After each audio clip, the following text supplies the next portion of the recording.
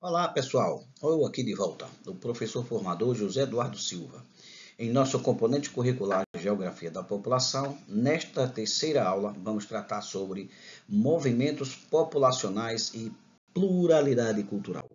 Bom, vamos entender o que é movimentos populacionais. Os movimentos são deslocamentos de pessoas de um lugar para outro, né, que são motivados por fatores econômicos, sociais, políticos e ambientais. São movimentos com um papel fundamental na constituição da diversidade cultural e na transformação dos espaços geográficos. E aqui a gente tem uma figura, não é? Um gráfico que mostra o comportamento das taxas de natalidades e mortalidades e a sua evolução da população. E aqui a gente tem um retrospecto aqui que começa em 1890 e vai até 2100. Tá? E aí vocês analisam com calma. Isso aí é um estudo realizado pelo IBGE e o professor trouxe aqui para vocês verem e observarem o crescimento, o decrescimento da população, não é? Em relação ao que nós vamos entender do movimento populacional. Tá? Então lembre-se que a população brasileira continua aumentando, mas a taxa de crescimento populacional está diminuindo ao longo dos anos. Sugiro também que visite esse site aí do Sidra, que é muito importante, faz parte do IBGE, e aí vocês vão ter umas informações sobre essas movimentações, crescimento, taxa de natalidade, mortalidade, é muito importante para vocês. Bom, e os tipos de movimentos que nós vamos encontrar? A migração interna, não é? Que são deslocamento dentro do mesmo país, né? Como, por exemplo, o êxodo rural e a migração urbana, não é? Rural. Temos também as migrações internacionais, que aí já são os deslocamentos, né? Entre países, né? Podendo ser voluntário, busca por melhores condições de vida, de trabalho, qualidade de vida, enfim, ou forçado, né? Que são aqueles que são aquelas migrações internacionais que são motivadas por guerras, desastres naturais, enfim. Então, esses movimentos são chamados de movimentos de refugiados, tá bom? Ou apátridos.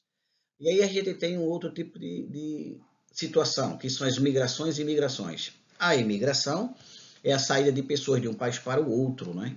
E imigração é a entrada de pessoas em um país de destino. E os refugiados e apátridas? Esses refugiados e apátridas são as pessoas que fogem dos conflitos, perseguições, ou mesmo de algumas catástrofes ambientais, né? E aí são os refugiados. Contudo, os apátridas são os indivíduos que não têm nacionalidade reconhecida oficialmente. Ok? Bom, mais alguns pontos importantes a vocês conhecerem. Venha os fatores econômicos. Então, são motivos das movimentações populacionais. Então, buscam por melhores oportunidades de emprego e condições de vida. Fatores políticos, como guerras, perseguições e regimes autoritários. Fatores ambientais, como desastres naturais, degradação ambiental e mudanças climáticas. E fatores sociais, como reunificação familiar, acesso a serviços de saúde e educação. Bom, quais são as consequências dessas movimentações? Desenvolvimento econômico em regiões receptoras, isso vai acarretar os conflitos sociais, né, e desafios na integração dos imigrantes, as trocas culturais e diversificação de tradições, a expansão de guetos e segregação social em grandes centros urbanos, né, e a pluralidade cultural e identidade. A gente tem isso como a interação entre diferentes grupos de imigrantes, não é? E comunidades locais, o que resulta na formação de identidades culturais dinâmicas, influenciando na língua, a religião, na gastronomia, na arte e em outras expressões culturais. A pluralidade cultural, na geografia da população, ela refere-se à coexistência de diversas culturas, etnias e identidades dentro de uma sociedade ou território. Neste contexto, ou melhor, no contexto brasileiro, essa diversidade é resultado de um processo histórico de miscigenação entre povos indígenas, africanos, europeus e asiáticos, que contribuíram fortemente para a formação de uma sociedade rica em manifestações culturais que nós vivenciamos e observamos e conhecemos muitos aqui no nosso país. Ainda sobre a pluralidade cultural, a importância dela na geografia da população. É importante por conta da identidade nacional. Essa diversidade cultural é fundamental para a construção da identidade nacional, refletindo a multiplicidade de influências que moldam a sociedade brasileira.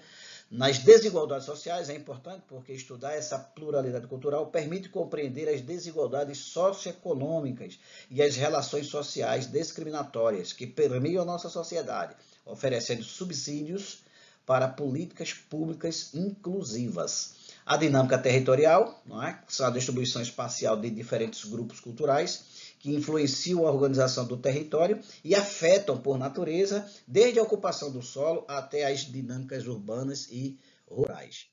Bom, ainda sobre a pluralidade, temos que, ao abordar essa pluralidade dentro da geografia da população, devemos, ou é essencial, é imperativo promover o respeito e a valorização das diferentes culturas que compõem a sociedade, contribuindo desta forma para a formação de cidadãos conscientes e engajados na construção de uma sociedade mais justa e inclusiva.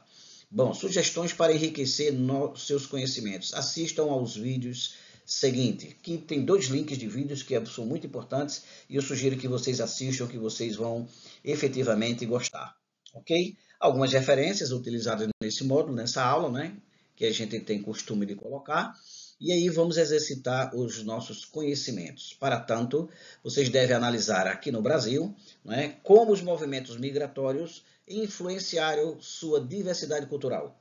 Apresente um resumo sobre os impactos econômicos e sociais da migração na região escolhida. Então, escolha uma região do país para analisar a movimentação cultural. Aqui, nunca esqueçam, a geografia da população é essencial para entender os desafios e transformações que as sociedades enfrentam. Seus conceitos ajudam a explicar fenômenos globais, como urbanização, envelhecimento populacional e fluxos migratórios. Portanto, pessoal, bons estudos e até a próxima.